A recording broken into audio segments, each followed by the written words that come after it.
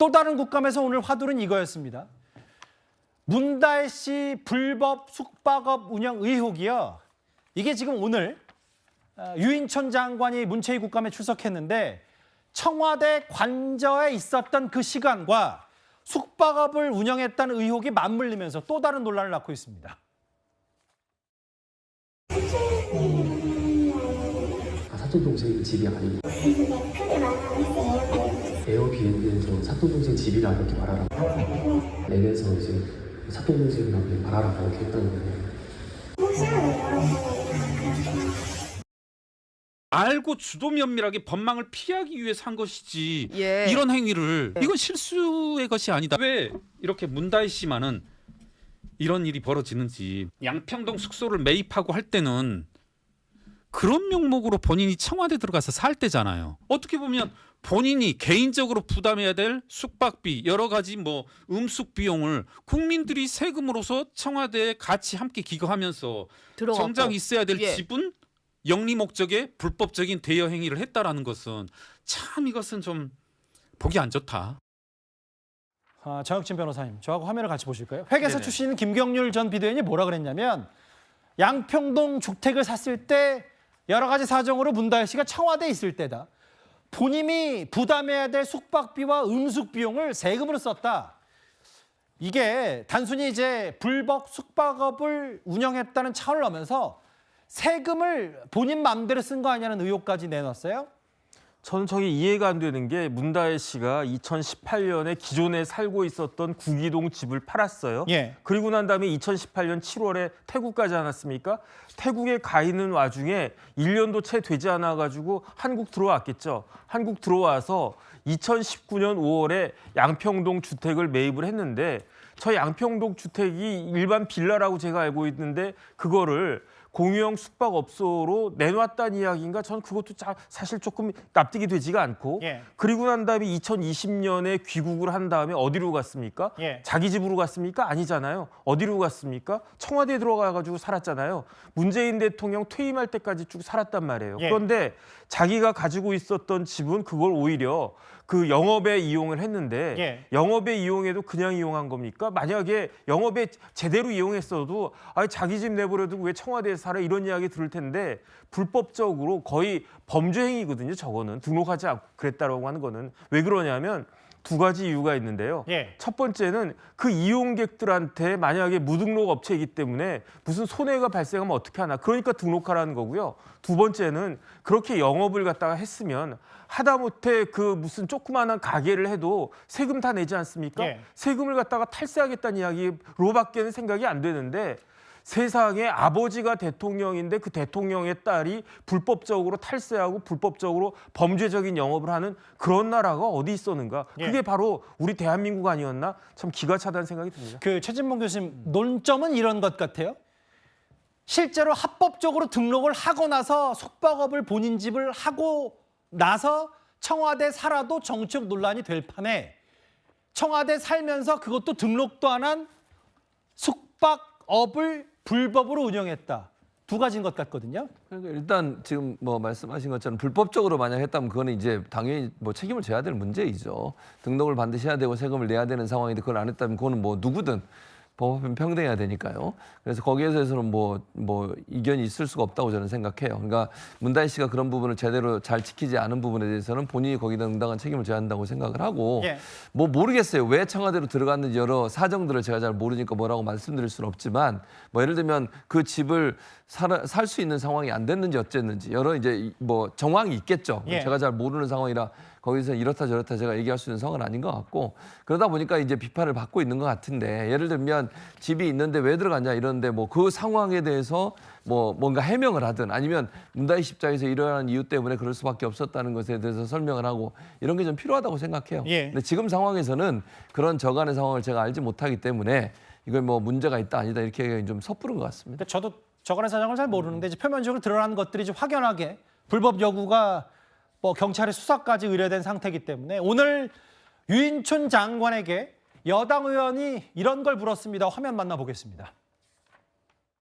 2022년 문다혜 씨가 문재인 전 대통령의 멘토로 알려진 송기인 신부로부터 3억 8천만 원을 주고 매입한 것으로 알려진 제주도의 별장입니다. 이게 에어비앤비 공유 숙박업소에 등록을 하지 않고 영업을 했다라는 의혹이 있습니다. 영등포 오피스텔 여기도 불법으로 공유 숙박을 했다는 의혹이 며칠 전 보도로 확인이 됐습니다.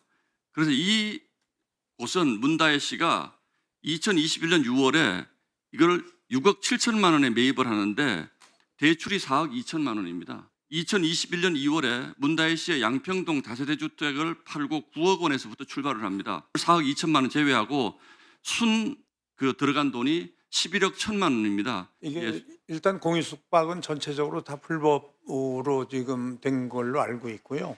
예.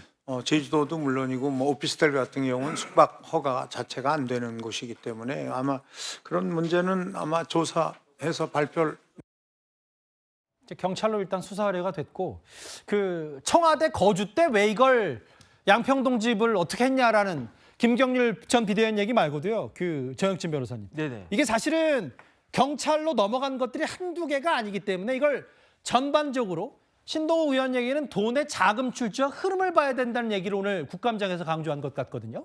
저도 그 부분이 참 희한하다라고 생각하는 게 왜 그러냐면 예. 저 양평동 주택을 얼마에 팔았습니까? 9억에 팔았단 말이에요. 그런데 그 이후에 재산이 확 늘어나요. 어떻게 늘어납니까? 2021년 6월에 오피스텔 매입했는데 대출 4억 2천 끼었다고 해도 2억 5천만 원이란 말이에요.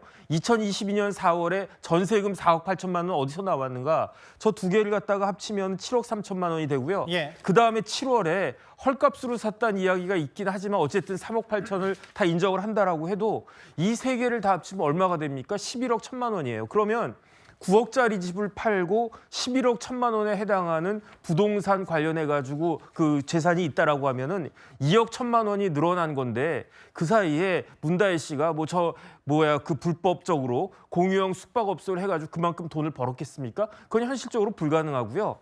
여기에 또 뭐를 생각해야 되냐면 예. 저 와중에 문다혜 씨가 어떻게 했습니까? 이혼했단 말이에요.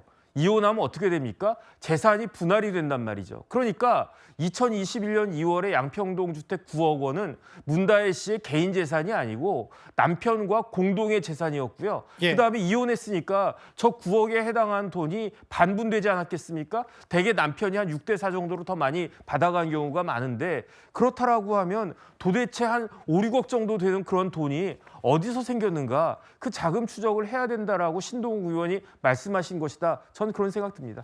자금 출처가 왜 나냐면 사실 기억을 좀 되돌려보면요. 서영주 대변인. 네.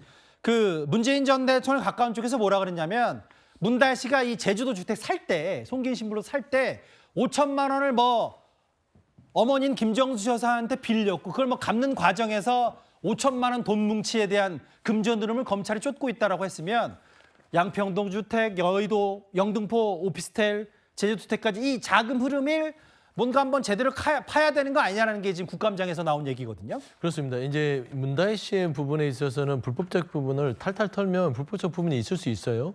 그러니까 우리가 얘기하는 공유 숙박 많이 하죠. 근데 대한민국에서는 불법적 이용이 있습니다. 아파트, 오피스텔, 단독주택 이런 부분 불법이에요, 사실상. 그러니까 지금 얘기하는 아파트나 이런 오피스텔을 사용하는 건 불법이고 예. 단독주택도 불법일 수 있어요.